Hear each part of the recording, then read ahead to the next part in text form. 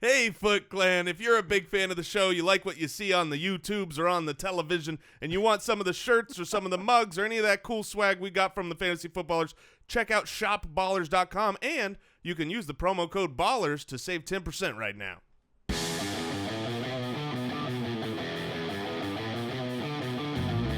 Welcome to the Fantasy Footballers Podcast, coming to you from the FantasyJocks.com studios with your hosts, Andy Holloway, Jason Moore, and Mike Wright.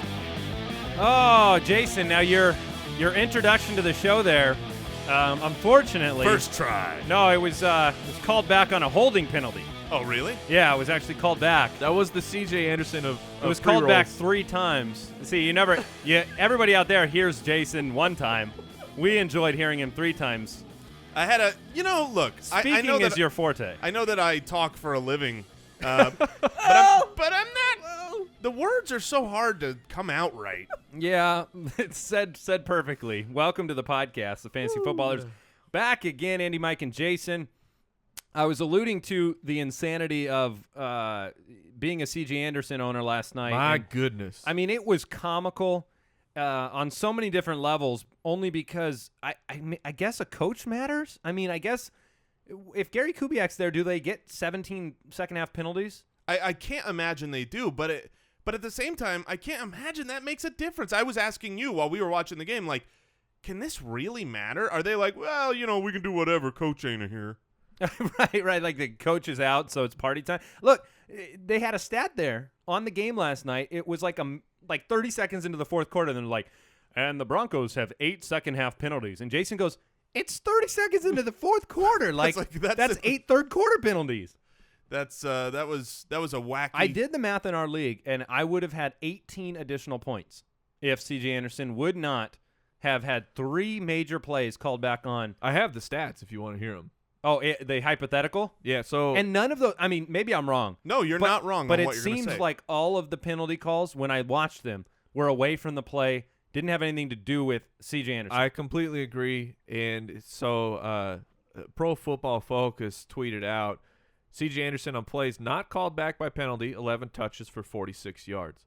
Anderson on the plays where the offensive line got called for holding, 3 touches for 47 yards and a touchdown. Yeah, so basically, I mean...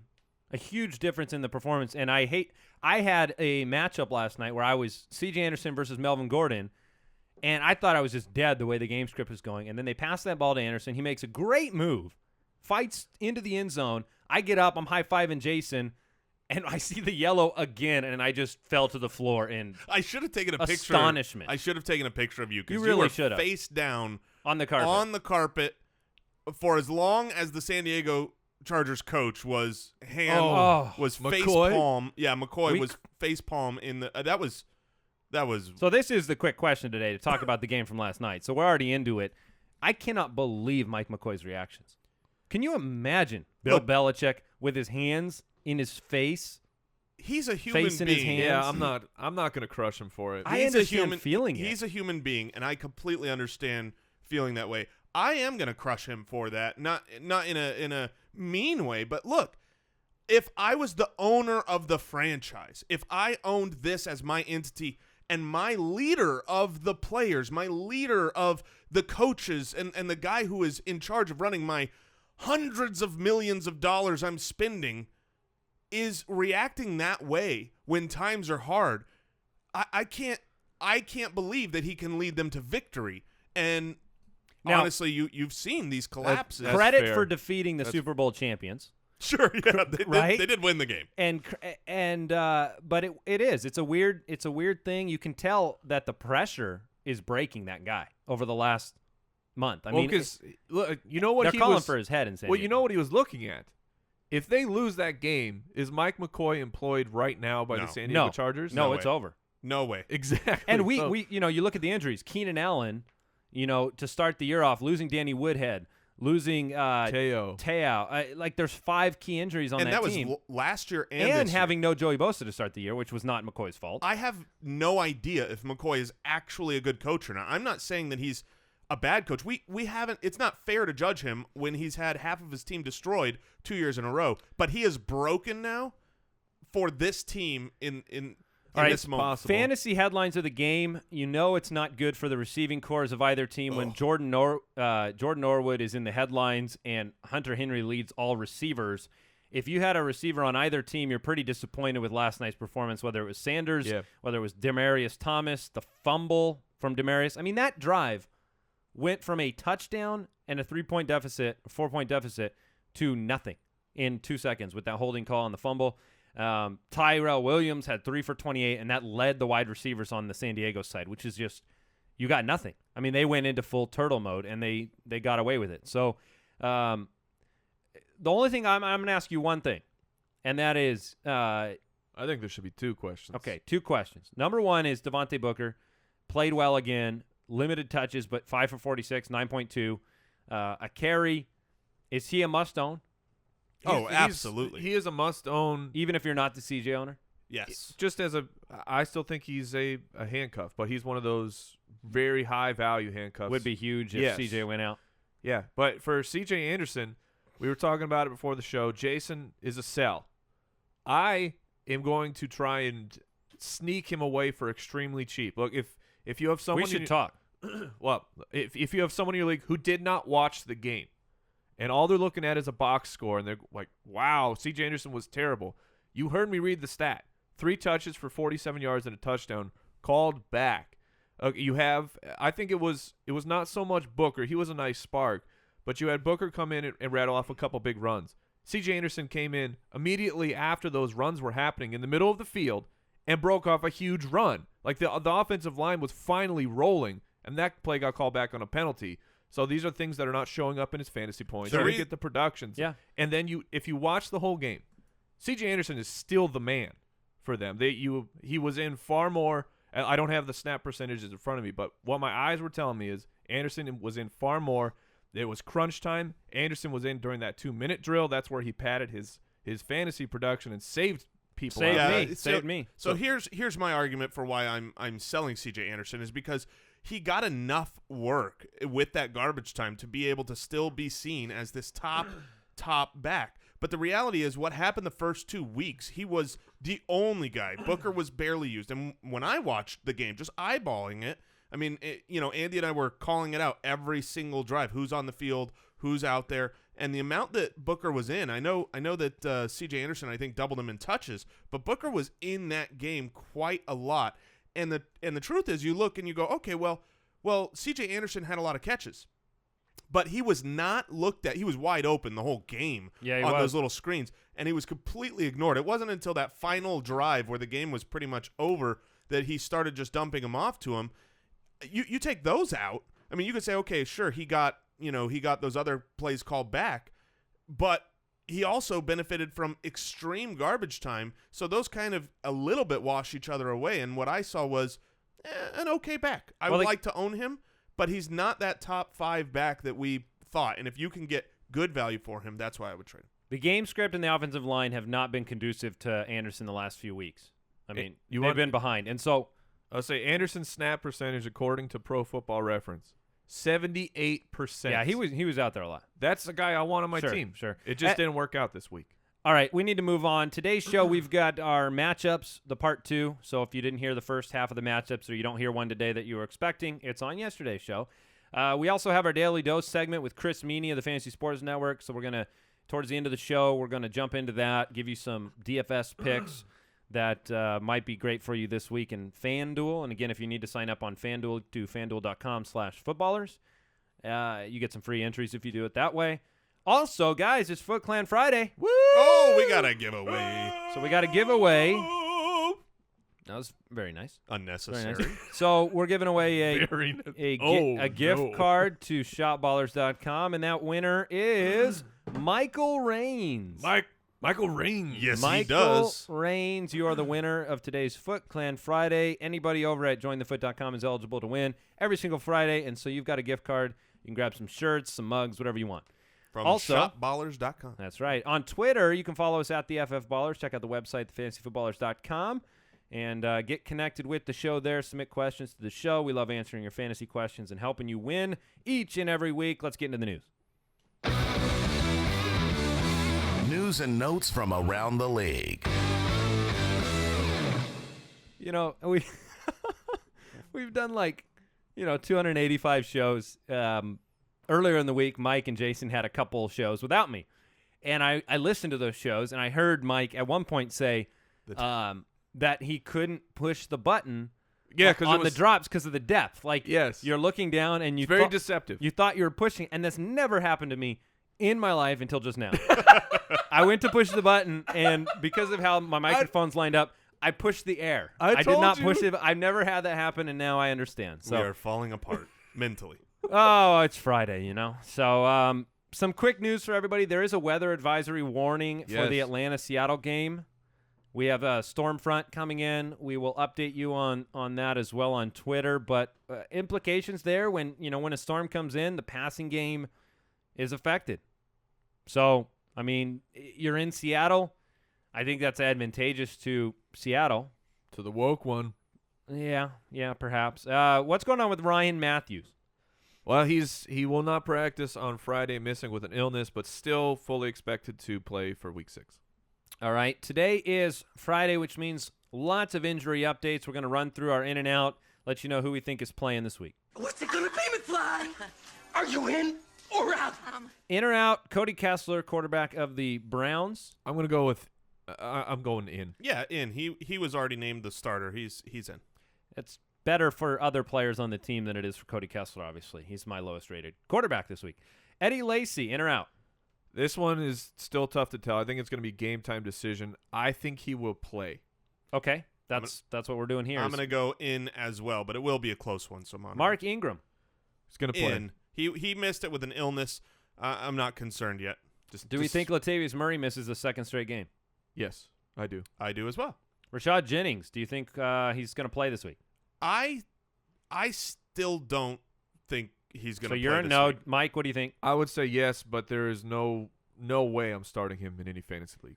All right, he takes on the Ravens this week. Arian Foster limited on Thursday. Yeah. Is he back in business? He should be there for a couple plays. All right, Jeremy Hill. Are you saying because he's going to get in there, look great, and then get injured again? I'm just saying he's Arian Foster. Yep, fair enough. Jeremy Hill. I think he'll play, but he is a very dicey fantasy. You said he's a big sit this week for you. Yes. Yes, I agree with that. Theo Riddick missed another practice. I think is he playing? It seems like there's a legitimate chance he might not play. The fact that they went out and signed Forsett.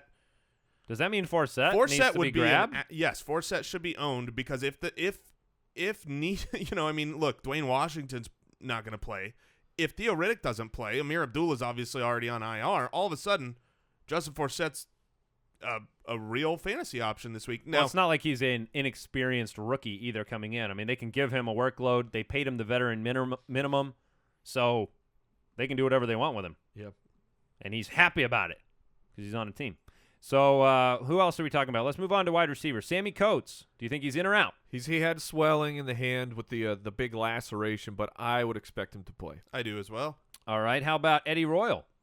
Look, he didn't practice all last week, and he played. He's playing. Does that mean he's startable against this defense in Chicago? I'm not going to start him if he doesn't practice again this week because what we saw last week was the targets were there, but he just wasn't as effective, as efficient with them. I think part of that's his injury. All right. Randall Cobb. Yeah, he's in or out? He's returned to practice. I say he's in. Willie Snead? He's going to be in. He actually said that he feels very close to 100%, so that's fantastic news. All right, what about, let me think here. Let's go Mike Wallace. Mike Wallace has been practicing with the non-contact injury. He's upgraded to full, and I think Mike believe Wallace his last practice he got in completely. Yeah, he's upgraded to full, and I think he's sneaky. I completely agree. He is a sneaky snart. That's going way back. All right, Eric Ebron, in or out? Out. He is officially out. Tyler Eifert, in or out? Out. Okay. I'm going to go with out. All right, fair enough. Are we getting into the forecast now? Let's do it. Fantasy Forecast. Somehow we're in week 6 already. Very exciting, very fun. Time flies when you're having fun, my man. That is right. We're going to jump back into the matchups. Let's kick it off with the Ravens heading to New York to take on the Giants, the disappointing offense. There were some reports that they're going to start moving wide receivers around in the formation to try to get the ball in their hands more, yada, yada. Things aren't going good. Eli Manning, you can't start him. No, and especially not against the Ravens. And you really can't start a running back on New York, can you? No. This is kind of just an overall gross matchup. There's not a lot going on that I want a part of. The only running back that I would start in a pinch is Bobby Rainey if Rashad Jennings is out. And that's scoring format. I would only start I in agree, like a PPR situation. And Terrance West is not a terrible play. I think that I'm trying to find him in my so I have him just outside of running back 2 range, but like I talked about with Mike Wallace being sneaky, you had the whole offensive change. Trestman is out for Baltimore. So I think a lot of that was because Terrance West was carving up the defense last week, but then they stopped giving him the ball. They just forgot about him. Like Mark Trestman is one to do. So I expect him to get more touches. Based on West's success last week, how do you view Dixon moving forward? Because Dixon, obviously, he had a big brace on the knee. He was first game back. You're not going to have a lot of work. Do you still think he has a chance to overtake West in that backfield, or do you think it's going to be, at best, a platoon down the stretch? He still has a chance. It's going to take some time. I mean, it feels like, from just reading the rumors in the bushes, that Dixon's their guy moving forward. He's the future of the franchise at the running back position. But it's going to take – you're going to have to hold him for a while. He's like Booker, I think he's a very high-value handcuff right now.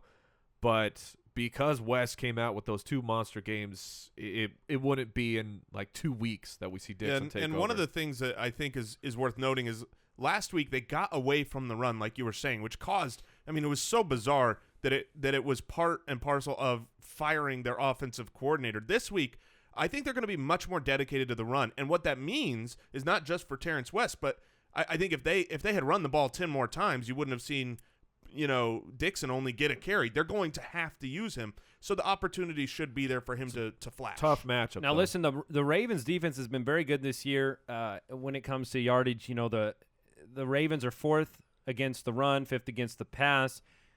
They have been very good at preventing big plays. So, is there a pass catcher on the Giants that you would feel comfortable starting outside of Odell Beckham Jr.? Dang it. Is that who you were going to say? I was totally going to go with Odell Beckham. Cruz got shut out last week. Not a good game for Shepard. I don't think there is for me. Comfortable? No. But are they startable? Yes, but I'd try to find a different option. All right. If I had to pick one, it would be Shepard, but I completely agree. There's probably better. And sorry. I mean, who would you rather play, Sterling Shepard or Cameron Meredith? I would probably take a shot with Meredith. So would I. Yeah, so that's why we're saying you're probably not going to start Shepard. Now, we didn't mention him in and out. We should have. Steve Smith. Out. Oh, he's out. All right, so Steve Smith out. We talked about Wallace. I think another opportunity is there for Perryman to have a better game, but not a fantasy-relevant one. Let's move on to the Eagles and the Redskins. The over-under in this game is 45. The Eagles are favored by 2.5 points. Divisional battle. DeSean Jackson. Revenge game. Yeah, do you buy into that narrative? Do you think DeSean Jackson has a good game against the Philadelphia pass defense, ranked 6th in the league right now? I think it is very possible because you had the blurb come out. Coach Gruden was saying we got to get DeSean Jackson the ball more. I feel like, I don't know if there's someone has actually statistically done this, but when a coach says this guy has to get the ball, they get the ball. And then you factor that, you multiply that by Rule 86, Jordan Reed. I don't expect him to play. Have we got an update at all on Reed? He's still in the concussion protocol. No, right. No it's update not beyond looking that. good, but yeah, I fully expect Reed not to play. So that boosts DeSean Jackson's value, and the coach is already talking him up. Plus, DeSean Jackson is the kind of guy I feel like wants to stick it to the Eagles, even though it's not Chip Kelly there anymore. He's still gonna. You get up to play your old team. Yeah, I mean, he's going to have the opportunity to do it, but they are a very good defense with good corners, and I think it's going to be difficult for him to really succeed, especially considering the fact that without Rule 86, yeah, they might need to go to DeSean Jackson more, but I think it hurts Kirk Cousins' game quite a bit. That's his safety blanket. That's his, first or second read on most plays. Without him there, might be some tough sledding for Captain Kirk. Yeah, I mean, based on the fantasy philosophy of staying in the flames or staying in the cold, so to speak, I mean, DeSean Jackson's had a couple bad games. Now he faces a good defense. you can write the narrative that it's a revenge game. I don't start him. I think I'd rather start Cameron Meredith. I wouldn't go that far. I would be willing to take the upside of DeSean Jackson over a Cam Meredith, but I do agree with you. I'm sitting him in my personal league, and because he is so you're the only team in that league? Yes, it's my personal league. I'm undefeated. Wow. Yeah. Do you lead the league in points? I do, and also my defense has been great. Shut out every opponent so far. Wow. It's incredible. Wow. Points against. Redskins. Very low. The Redskins defense has allowed 5.1 yards per carry, which is almost dead last in the league. This is why Ryan Mathews is Jason's start of the week. Let's talk about Zach Ertz and Carson Wentz. Are they startable quarterback tight end this week? Yes. Okay. Yeah, I think look, Ertz was very disappointing, but Ertz is one of those guys that he's just a weekly start for me. You'll have highs and lows, but if I have him, I play him every week, and it's a plus matchup for Carson Wentz. The Redskins are 21st against the pass, so it's a situation where I'm still comfortable playing him, and as well as Jordan Mathews, who has been, after he came out on fire, has been a little bit disappointing. Before we move on to the Browns and the Titans, I want to thank today's sponsor, Mott & Bow Jeans. Look, everyone. So jeans, nice. Jeans and they're crucial, right? Jeans are a staple of your wardrobe, so make sure you get it right. Mott & Bow's family-owned factory has been making jeans since 1982, and they're changing the way that guys buy jeans online. Buying jeans at the mall, that stinks. Yep. Mott & Bow saw a problem, and they're fixing it with incredibly comfortable. I'm telling you, all three of us know. Oh, yeah. These jeans are fantastic. I wear them all the time. They're fairly priced, and you have a convenient free home try-on program. I'm telling you, these things are ridiculously comfortable, premium handcrafted jeans. And if you're unsure about two-waist sizes, they'll send you an additional size free. You get to try it on at your house. You don't have to go anywhere. You keep the one that fits, and you send the other one back. And sending the other one back, super easy. You get it because they send you a pre-printed, prepaid shipping return label. They're taking all the problems out of buying fantastic jeans. So FootClan, check out mottandbow.com. That's MOTT and BOW.com. You know what? Use the promo code BALLERS. And these, I'm telling you, the prices on these jeans are great.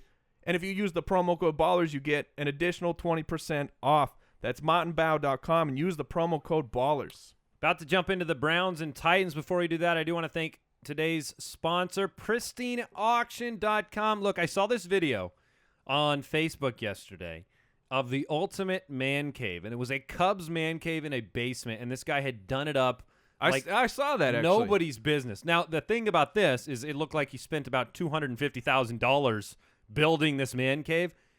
But we all have the man cave dream, and you can do it extremely affordably when you go over to pristineauction.com because they have the best autographed memorabilia.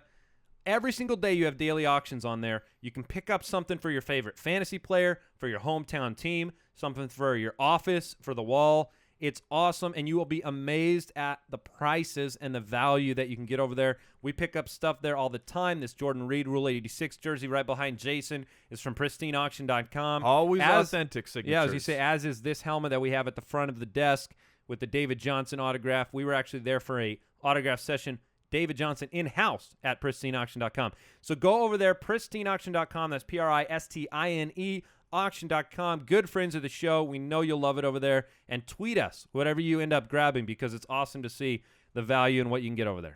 They have a signed Beckham jersey on there right now. I'm just saying. Yeah. Ooh. I want a signed picture of Beckham You want crashing the catch? crashing into the kicking. Into the kicking net. Kicking net. Oh, that was great. I like the makeup kiss personally. I did. Yeah, too. that was actually it was very fun. That was well done. All right, the Browns take on the Titans. Most exciting game of the week by far. Not really. Whatever the over-under is, you got to take the over, right? Are you being sarcastic? Yeah. Okay. Yeah, you were like doubling down on my sarcasm and it confused me. The Browns, the Titans 7-point favorites at home. Look, they've been a bit of a weird team this year. They had the upset over the Lions, right? And they had a good game last week where Mariota, I don't expect a repeat there despite these guys trying to make him my stream of the week, Andy. which he's not. He sure is. But look, here's the story, the fantasy tale when it comes to the Tennessee Titans. In a world where you don't want to start anybody but you're very, very comfortable starting DeMarco Murray. Oh, DeMarco is an auto start, and he I'm gives you not comfortable.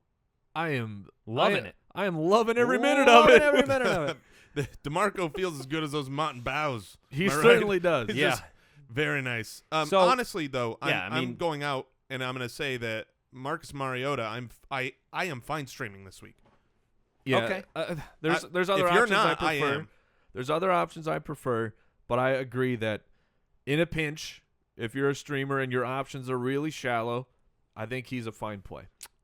Terrell Pryor busted out a couple of weeks ago with a huge game. They involved him in the running game. They involved him in the passing game.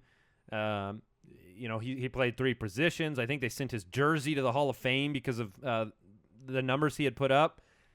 But he's had some tough matchups. Yeah, and this is He another had tough New one. England, and now he's got another one on the road against a Titans defense that's really been good against the pass. I don't think I want to play Pryor this week. I think that he's going to be on that fringe wide receiver 2 area. So a lot of people ask, we give these comparisons with players at the same position, but, there are flex decisions being made every week. Let me give you one here. Would you rather play Terrell Pryor or Jonathan Stewart? Stewart. Yeah, I knew that was coming after you both said it that way. So you feel very confident in Stewart being Yes. able to put up numbers? Yes, I do. Okay. Let me give you another choice here with Terrell Pryor because I think a lot of people went out and paid for him. I told people to do that, and I'm very comfortable with him. I'm fine starting Pryor. I mean, honestly, the reason that I didn't choose Pryor there is not indicative of what I think of Pryor. It's I really like Jonathan Stewart this week. I'll give you a couple names. We here, both Andy. have Pryor, by the way, at when I say we, I mean me and you, Jason. We have him right at the fringe of wide receiver 2-3, so that's definitely start flex worthy. I'll give you a couple Mike names has here. him buried. Yeah, he might have to come up a little bit for me, but here you go. Pryor or Chris Hogan? Oh, Pryor. Oh, Pryor. Pryor or Mike Wallace? I Pryor. I think I'd take Wallace this week. Pryor or Robert Woods? Pryor. Oh, I'm going to take Robert Woods at home. I think I will. So And I got one more, Well- one last one because it's disgusting. But this is a guy we were talking about. No, in the I lied office. about that one, by the way. It's Pryor over. It's Pryor over Woods. All right, take the antacid real quick. Okay. are you going to bring up Julio Jones? No. Okay. No. Devonta Adams? No. Terrell Pryor or Kenny Britt Oh, you know what? I'm going Terrell Pryor. in a plus matchup. I'm going Terrell Pryor. However, what you are bringing up, We'll get to him when we do sure, the matchup. Sure. I just wanted to check it real Here's quick. the thing with Terrell Pryor, and then we can move past him. He came out and was on fire, like you said, that first game, 8 for 144. The second game against Washington, he caught 5 for about 50. He got the touchdown that game. And then last game, he got another 5 receptions for another 50 yards. No touchdown, but you got to keep in mind, Cody Kessler went out. Clipboard Jesus came in. Yeah. I mean, that was not a And he can't do that anymore. Right, he's not on the team. Because he's not on the team. So, there were other circumstances that made that game a little difficult for Terrell Pryor. All right. I don't expect a huge blow-up game, but I think he's still the centerpiece of the offense. Need to get through this matchup. You comfortable with Crowell and Barnage? No. Barnage, yes. Crowell, I'm still okay playing him. So you were disappointed in last week, clearly, by that sentiment. Yeah, but I mean, you kind of knew that was coming. But I don't expect the Titans. While I think that Mariota's a fine play, I can't see a world where the Titans just destroy them like the Patriots did. So Sure. Crowell will still be involved. Chiefs Raiders. Very excited about this game. Has a very. You are? I am. I think it's going to be a great game. Divisional game. The 4-1 Raiders. The Chiefs.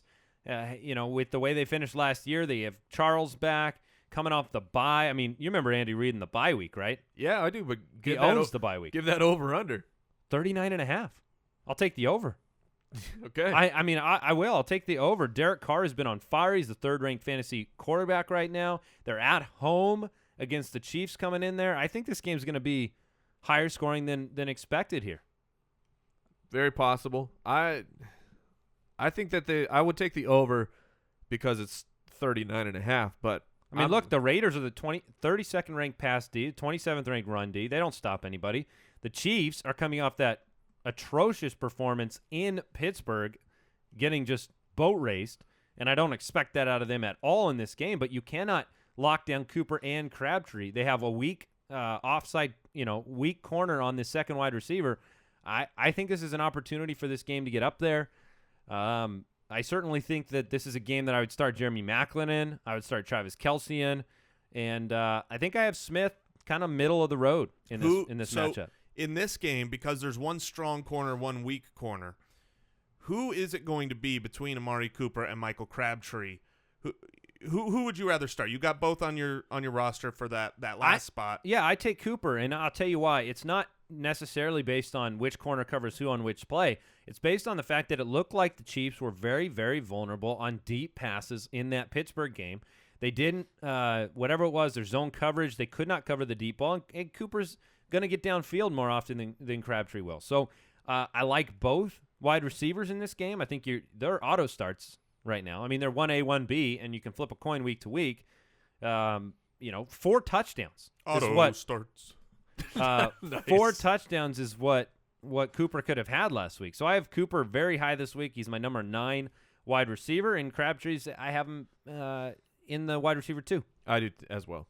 I have in the same, almost identical positions. Now, if Murray misses, are you more comfortable playing Jalen Rashad or Washington, DeAndre Washington? It's certainly Washington. They're going to split the workload, maybe even 50-50, but I think that Washington is the more talented back, and I would rather have him. He's also been slightly more involved in the passing game, so he's safer game script.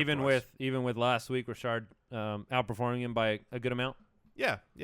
That would be my. I mean, just from what I've seen on the year, I think both guys look pretty good, but I would rather have DeAndre Washington. Now, there was some news that came out yesterday out of Kansas City with the offensive coordinator basically saying, "Look, we're going to sprinkle Charles into the offense wherever it's best for us."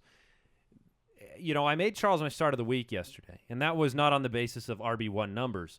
I'm still comfortable streaming Jamal Charles because he doesn't take a lot from Jamal Charles to give you flex numbers. But it doesn't make me excited to hear the offensive coordinator and Andy Reid kind of speak differently than Charles does.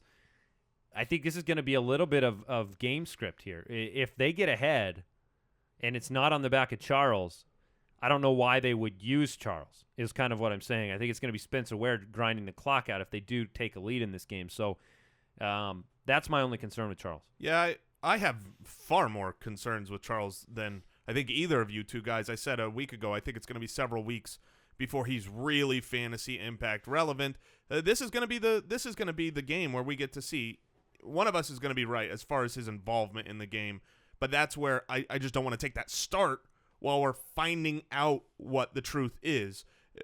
I'm the more risk-adverse type of guy, and if you have Charles, presumably you've had other players to plug in to start in his stead, so I would continue doing that. Okay, fair enough. The Cowboys take on the Packers. Somebody on our YouTube channel yesterday said we intentionally never talk about the Packers. So let's continue that. Let's talk about Cowboys. the Cowboys. No. Well, we talked about Lacy already, so I don't think we have to cover that situation. Love the Packers. Of course. Dak Prescott, Aaron Rodgers. What do we do fantasy-wise with the quarterback position? I know Rodgers is in. He's always in. But Dak Prescott is, he's traveling up to Green Bay. Hasn't been friendly lately to Mr. Eli Manning. So can we really expect a lot out of Dak Prescott this week? I like him. I named him my stream of the week because I think that the Cowboys are a far different team than the Giants. The Cowboys can actually run the ball. They have one of the best running backs in the league because Ezekiel Elliott is, in fact, leading the league in average yards per game, almost 110 yards per game on the ground. While I think this is a tough play for Elliott. He's an auto start, but going up against the first-ranked Packers defense, that is a very difficult situation. I think Elliott can still get it done, but back to Dak Prescott, because of that, the Green Bay passing defense is not strong. They're the 24th ranked defense. Sam Shields is out again, by the way. And who knows when he returns? Man, he's in trouble. He could miss a year. Yeah, that is Retire. a situation. Ugh, poor Shields. But I mean that opens things up for the passing game. When you had last week, the Packers put everything into pass defense, and that's how they shut down the Giants because the Giants can't run the ball. You can't do that to the Cowboys, or Elliott's going to run wild. So I think Dak Prescott, he doesn't make mistakes. You've had Des Bryant practicing all week. I think Des Bryant plays. In or out, I would say Bryant plays. I would as well. I statted Bryant in this game already. With that Packers run deep. Let's say, but I mean, which is great. Then they'll have their number 2 wide receiver back. You're talking Cole Beasley. Cole Beasley! Come on, man. The number 1 wide receiver of my life. It's weird what these bearded men. They just pick up on weird things. Yeah. And then claim them as I their know, own. like he's like, oh, nobody's put a flag in him. I claim him. I mean, his, really good statistics and fantasy numbers every week. That's super weird. All right. Well, hey, you know what? Maybe as Cole Beasley as long as Dak is the quarterback, Beasley is a good player. All right. Let's talk really quick, more in depth about the Ezekiel Elliott versus the Packers run deep, because this is fascinating to me. You have one of, if not the best offensive line in the league, the best or one of the best running games in the league. Something's got to give. But the Packers, you look at it on paper, they've given up 1 touchdown on the ground the entire year. They have not given up 50 yards rushing on the entire year.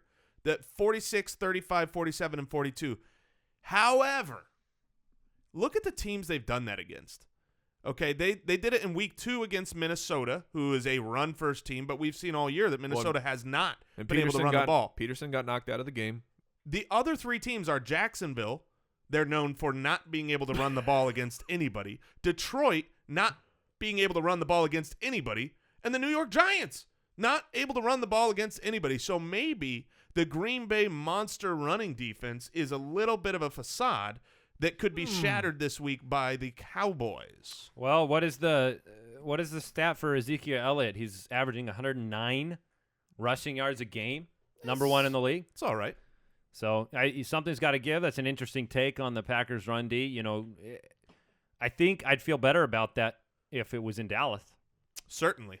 But look, Ezekiel, it's been great. It keeps the defense so honest and gives Dak the chance to succeed. I'm excited about this game. And look, Vegas has it at a 47-point over-under. That's very high. So I think they're expecting points on the board. So let's talk Packers pass catchers. Sure. Mm-hmm. Yeah, let's close that. Jordy Nelson is a must-start every single week. I think he scored every week this year. I believe that's correct. If he hasn't scored a single touchdown in a week, he has scored 2. Right, yeah. And actually what they do, the NFL will extend the game if he hasn't gotten one by the end. Randall Cobb finally came back to life. Got crushed. Well, yeah, I mean, he got at the very end of the game. I've been his fantasy production. He had a very strong game. I think he's going to play. He had that really nice route down the seam for the touchdown that was also called back on an irrelevant penalty. And they call that a CJ penalty. Yeah. And old Lindbergher, Devontae Adams. Lindbergher cheese. Oh, my gosh. Look, he got it done. He's getting it done. Great catch on that touchdown. He is a good wide receiver 3. And that's kind of when coming into the season. It's all the pressure, man. You take the pressure off of him, and he doesn't make those mistakes. But what do you do against the Cowboys D here? Because are they going to be able to replicate what they did last week against the Giants? Here's the thing. Aaron Rodgers, if you watch that game, Aaron Rodgers had 5 seconds to throw the ball every single play, and they had no pass rush, and it took 5 seconds to find an open receiver, play after play after play. That's true, but you know who does not have a pass rush? Dallas Cowboys. So I'm fine with all 3 of the pass catchers for Cameron Green Bay. Meredith or Devontae Adams? Meredith. Ooh, I'll go Meredith. All right, the Falcons take on the Seahawks. We talked about the weather in this game. You need to monitor that a little bit, mostly just to temper. I guess you're already tempering all your expectations for Atlanta pass catchers in this game, so maybe it doesn't even matter because I'm not starting Matt Ryan in Seattle. I'm not starting. You have to start Julio Jones because he's Julio Jones. I mean, he will beat the coverage and he will make you mad if you don't play him. But I have him buried. I mean, I have him down my ranking list because I just don't think you're going to see the kind of performance that he's capable of because there's a cap there in Seattle. There are a few teams that I have recommended this week to sit Julio. Whoa. If you have the other options, let me ask you this because this was like a cusp guy for me. Who would you start if you could only start one, Alshon Jeffrey or Julio Jones? That is a tough question. The answer for me is Julio Jones. Yeah. And the answer for me was Alshon. So that was the form of a roster where I decided to sit Julio because that was their worst of the they had other great wide receivers. That's brutal, man. Yeah, I mean, it's tough. You got to make those decisions. All right. Devonta Freeman, Tevin Coleman, Mike, I heard you on the radio yesterday. The question being asked was, are both of these guys fantasy start-worthy rest of season? Is there a world where that exists? Yes. The answer is yes for me. Freeman is the better of the two. But Coleman just continues to get it done. And let me ask you something real Okay. quick. Is it better to think about Freeman and Coleman like you would, I don't know, Lacy and Cobb, in the sense that, like, treat Coleman in your mind less like a running back, more like a slot receiver? Because what happens is they look at the workload of Freeman and Coleman and they say you can't have value because they're both sharing a position. But are they really? Yeah, and that's what I was going to say is they're such a key cog to this offense. The reason they were able to just beat the crap out of Denver is because they have fast running backs, and they knew that was the weakness they could attack, the linebackers for Denver. Use the speed of the running backs. It wouldn't shock me if they try to go with an almost identical game plan against the Seahawks. I'm not sure if it will work as well, but when a team has to be worried about Julio Jones and running backs that are great runners and great pass catchers, it's almost unstoppable. And now because Freeman has Coleman, Freeman can stay very fresh. We don't have to see him get worn down like he did last year. He can stay, 100% during the game. And I like both of them. Coleman getting the pass plays and the fact that he's the goal line running back, the opportunities are going to be there. So while I said Freeman's the better start for me, Coleman is still an every week consideration for me. So are you saying this week against Seattle, in Seattle, that the backup running back, Tevin Coleman, who's had a couple monster breakaway receptions that have made him fantasy relevant, that you are starting him this week? I am. I am on record opposed. We've got another something's got to give situation for Matt Ryan, too. I mean, he's got the best passer rating in the league of 121.6, and the Seahawks defense has allowed a passer rating of just 65.6. So, this is that situation where do you think I said I doubted Ryan last week against Denver? Was I right or wrong? Wrong. Yeah. And the reason is the running backs. Yeah, I was going to say the reason is because Tevin Coleman got 132 yards. Maybe a lot of times we have running backs that are pass catchers, and you say that gives them that baseline. If he can dump the ball to these running backs, that gives Matt Ryan more of a baseline. And I will say this. I completely agree. If Tevin Coleman can produce 132 yards and a touchdown on 4 receptions, again, then, yeah, you can go ahead and trust Matt Ryan. I think Mike is just saying, hey, it's time to jump into the flames, regardless of the matchup. On the other side of the ball, we have a lot of these starts of the week here. Mike had Christian Michael as the start of the week at running back. Yes. Jimmy Graham was Jason's start of the week. Correct. At the tight end position. And then, Mike, I noticed you have Doug Baldwin as your number 2 overall. He's actually gone very down since there. So very down? He compared to number 2. Okay. Yeah. So where is Doug Baldwin in your guys' mind? Coming off the bye, Russell Wilson, they said he's completely healthy now. At home. In a half point, I have bumped him down to 16. I did not factor in I said completely factor in True Font. I don't know what that cornerback situation is going to be, since Doug Baldwin, he's more of a slot guy. Will Trufant actually be covering him? But I pulled him down a little bit. Plus, you have the weather concerns also a factor now. All right, we're moving on. Sunday Night Football, the Colts, the Texans, and Andy's almost upset of the week. The Texans are favored by 3 points. I think they lose this game or almost lose this game. I really do. Which one is it, Andy? I really believe it. Hey, okay, I was gone. I heard somebody give me credit for last week. You're welcome. Every time that my almost upset has actually won, it's been by 1 point. And that's not an almost upset. It is. It is just fine, Mike. It is just fine. You guys are crazy. All right, so the Colts, the Texans. Let's talk about this game. We have Brock Osweiler that looks like he is struggling, and it is hurting DeAndre Hopkins. What do you do with DeAndre Hopkins the rest of the season? Rest of the season, I think he's still a fine play. But you're knowing when there's going to be upside. It's going to be based on the matchup. Fortunately for DeAndre Hopkins, the Indianapolis Colts are the 28th, ranked 28th in pass defense. They have been just getting destroyed all over the place. Texans at home, Osweiler at home. I like Hopkins a lot this week. Yeah, if you want to cure, what ails your offense, you play one of those teams that consistently gives up passing yards, running yards, touchdowns. You take the schedule, you alter it up. Yeah, there you get go. yourself and a good so matchup. Playing the Colts at home, I agree. Vegas has this as one of the higher over-under games this week at 48 points. I think there's going to be a lot of fantasy production. I am fine with Hopkins this week. I think rest of season, I am not convinced that Hopkins is a wide receiver 1. I think he is more of a high-end wide receiver 2, or if he's a wide receiver 1, he's not a top 5 guy. I just don't think Brock Osweiler can get it done, and the emergence of Will Fuller kind of eats into Hopkins being just that monster percentage of targets. I think we talked about not Justin Forsett, Philip Dorsett earlier in the week, and the fact that, look, I'm off of Dorsett as any type of stream-worthy guy. The reception quantity isn't there. You're basically just waiting to see if Andrew Luck can get the ball over the top to him one time in a game, and I'm not willing to deal with that, especially against the Texans pass D at home. That's number 1 in the league.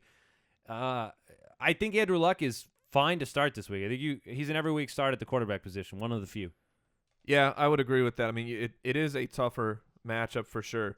But the thing that's nice about for Andrew Luck is that T.Y. Hilton, over the course of his career, has been a Texans destroyer. He seems to get up and play consistently very well in these particular matchups.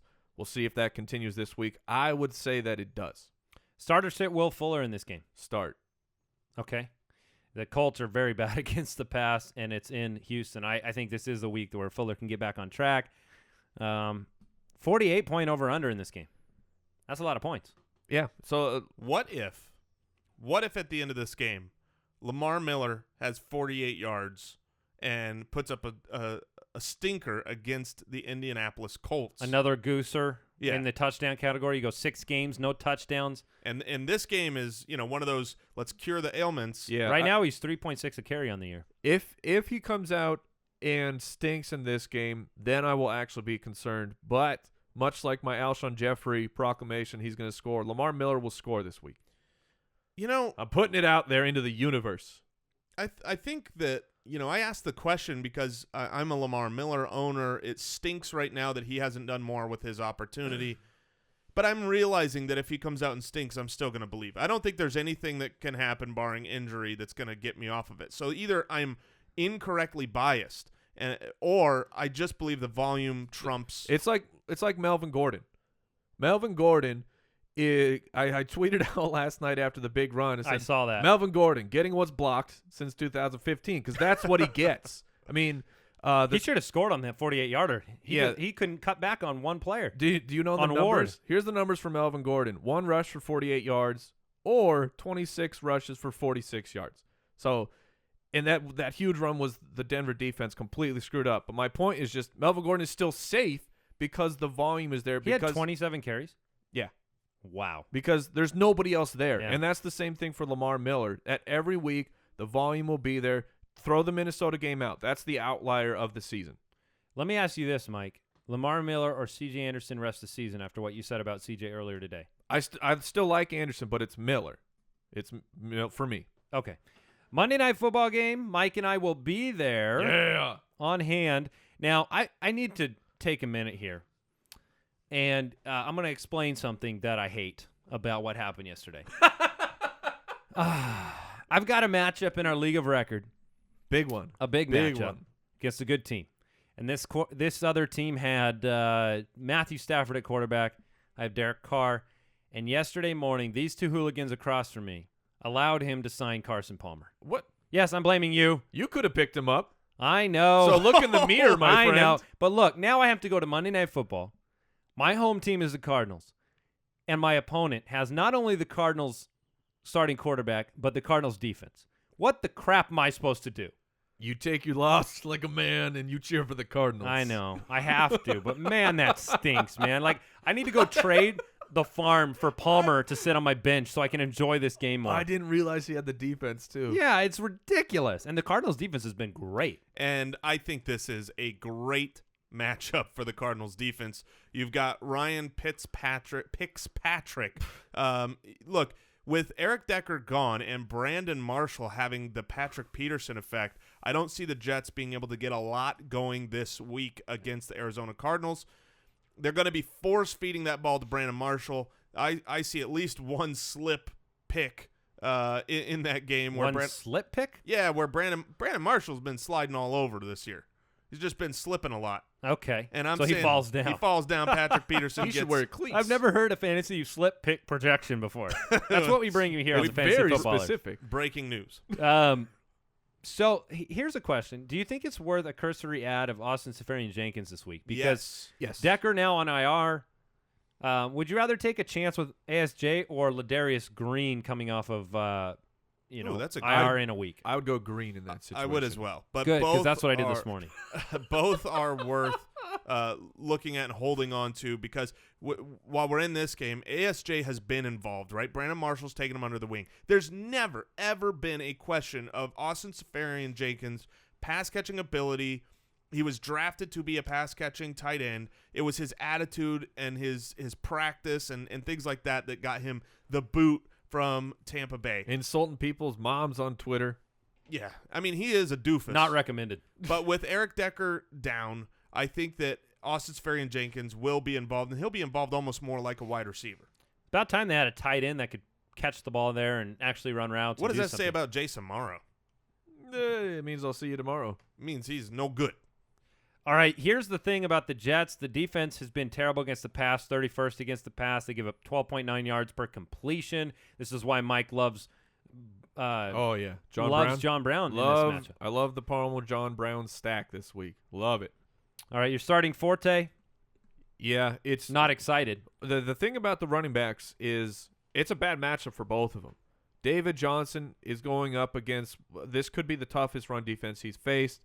But why David Johnson becomes so safe is because he's not in for 2 downs and can get game scripted out if they can't run the ball. He stays in. He gets everything because he's a great pass catcher. This is why David Johnson is an every week start and has no matchup that is too large for him. Yeah, I think David Johnson's a must start, so you just have to see if he can overcome that run D with his passing numbers. So, and for the Jets running backs, Forte, if you got him, you start him. But things are trending.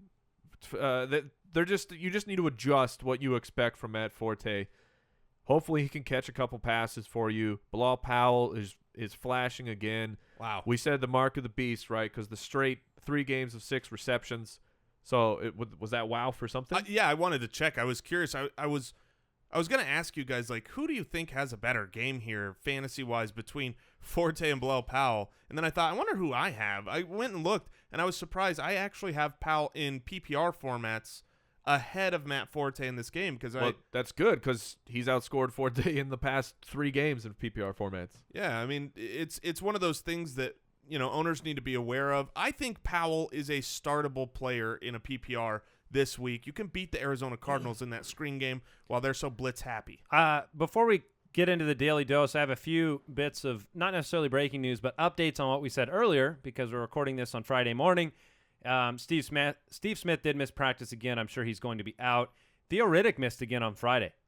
And that's not good. And so that is not, he could play without practice, but that's not a good sign. And then Jason Garrett came out and said he is not so sure that Dez Bryant will play in Week 6 against the Packers. And so very questionable Dez Bryant. So I don't know if we actually answered this question. If Dez Bryant plays, are you taking that risk and starting him?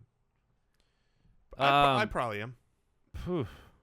No, I don't think. I think if you're a team right now that needs a wide receiver, that's okay. But I think you've probably made arrangements on your roster since Dez has been out for most of the season that I probably give him another week. I mean, if he's active, yeah, I probably don't do it. I'd prefer to give him the other week, but I would flex him for sure. Dwayne Washington, by the way, for the Lions did return to practice. And really? So you would expect a Dwayne Washington, Justin Forsett timeshare in that backfield this weekend if Theo Riddick is off the field. And if Riddick is, even if he's limited, you're probably going to see all three of those guys on the field. Not too excited, but, you can take a waiver wire shot in the dark on one of them. So Sure. We're going to go ahead and get into the Daily Dose, talk some DFS, some FanDuel, some guys that you can start this week, maybe some good values. Absolutely. The Daily Dose. The fantasy footballers are very excited to bring back Chris Meaney fresh from his vacation, tearing it up there for the Fantasy Sports Network. How are you doing today, Chris? Good, guys. Thanks for having me. Not a good time to take vacation here, like week 5 of the season, but I'm back. I'm ready to rock. Well, I hope you're refreshed. I hope your football brain is firing on all cylinders because we're going to talk some FanDuel picks. Let's start at the top. Let's start with the quarterback. You paying up? Are you cheaping out? What are you doing? Well, last week I paid up for Brady, but it was a bit of a discount. He was under $8,000. This week he's the most expensive quarterback, but I have no problems rolling him out there. You're just going to have to find some value elsewhere. I'm sure we'll talk about a couple guys, but Brady at the top, $9,000. I know Big Ben struggles a little bit away from home. I know they only put up 3 points, I believe, in Philadelphia, that one road game, but I have no problem with Big Ben. When those three guys, the triple Bs, Ben, Bell, and Brown, they're the last 3 years when all three of them are playing, Pittsburgh, they just roll. They're 11 games over 500 compared to only one over 500, and one of them is missing. So I have no problem with Big Ben. Down the list, you can save some money, though. Drew Brees is $8,500, the 6th most expensive quarterback. Carolina can't stop anybody. Russell Wilson coming off the bye at home against Atlanta. That's not bad. I think that could be a sneaky play, too, where not a lot of people would play him. So it's not a bad tournament play. And then Bortles down the list, $7,800 against Chicago. This seems like a good matchup. I know he struggles away from home on the road. I believe he only has like one win in the last year or so on the road.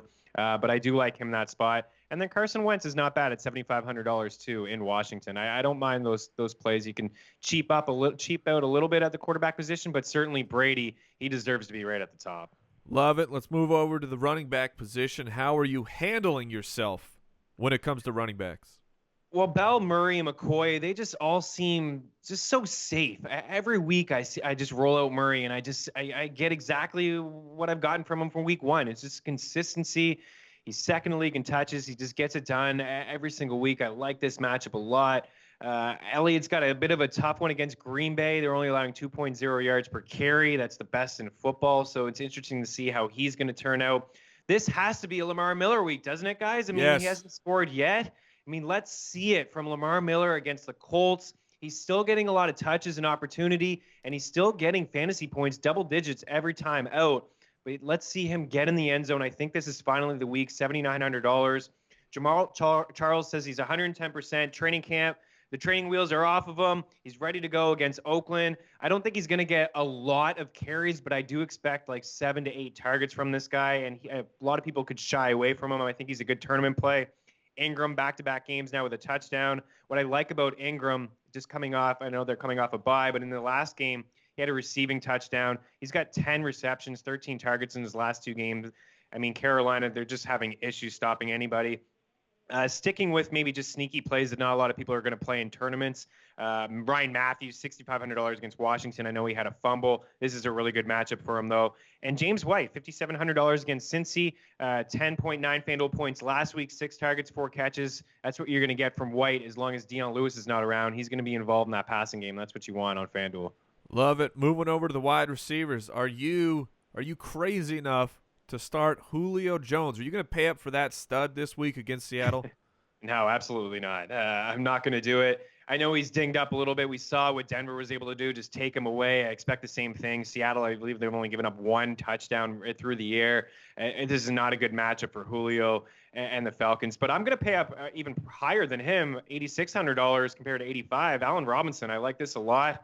I like Bortles and Robinson against Chicago. I'm willing to pay up there. And then Kelvin Benjamin, been a bit quiet lately, but Cam Newton expected to come back, $7,800. The Saints just continue to pick on this team. They're not very good.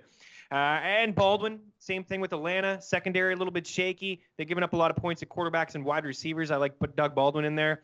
And just sticking with that New Orleans and Carolina game. Cooks, a little bit more expensive than Snead. You're going to save $500 if you want to go Snead. Michael Thomas is the guy who leads that team in catches, $5,400.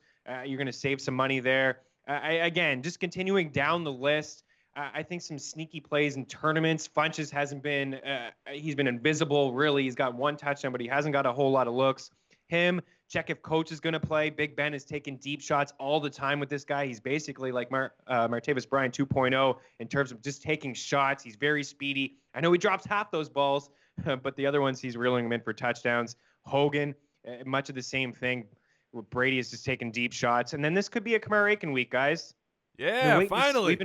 We've been waiting to see Kamara Aiken. I mean, he's only got a handful of targets, 6 catches. So the Giants have just had issues covering everybody in the slot. We saw Randall Cobb finally have a week last week. I think Aiken could step into this role. I know Wallace is still practicing with a non-contact jersey. Steve Smith probably not going to suit up in this game. So it could be Aiken $5,200. On the flip side, I'm going to roll out Perriman in tournaments as well. $4,900. I think it's worth a shot. All right, for the tight end, let me give you one name. I want to see if you have the madness, if you're willing to start this guy in the tournament. Let's say Jordan Reed is out. Are you going Niles Paul in that situation?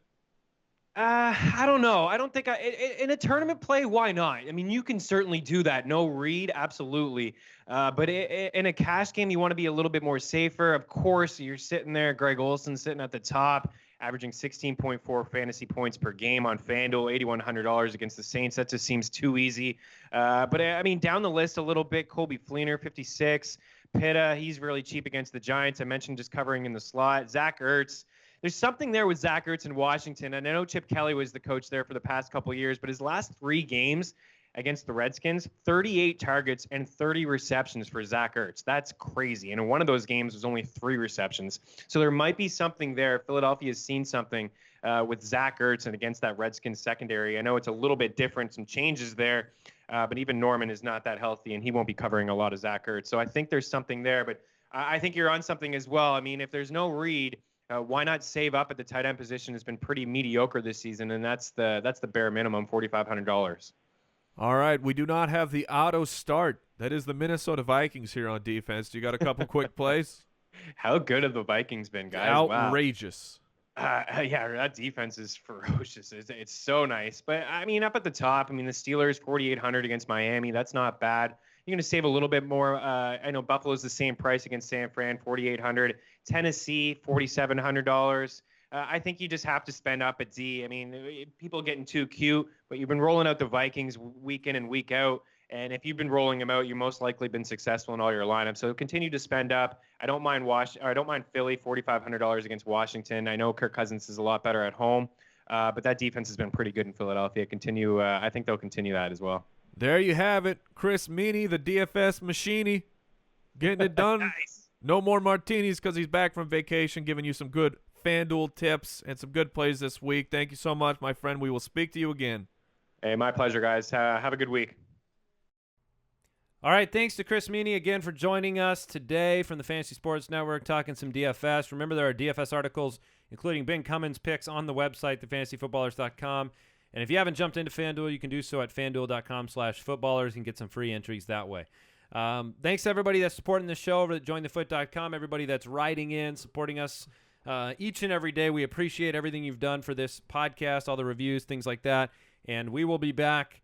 Mike will be on Periscope on Sunday. Please join me on Sunday morning for the weekly Periscope. It is a ton of fun. It is. And there's always, I'll say this to your credit, Mike, there's always 2 or 3 nuggets every single Sunday morning that, whether we don't have the news yet, things that have trended in a certain direction. Sunday morning's great to tune in on Periscope because Mike, last week he pumped up Sammy Coates. 2 weeks ago, he pumped up Steve Smith, both before huge performances that were week defining for you if you played those guys. So to his credit, you're pretty smart. Smart. What is happening? Smart guy there. So that is it on today's show. We'll see you next week.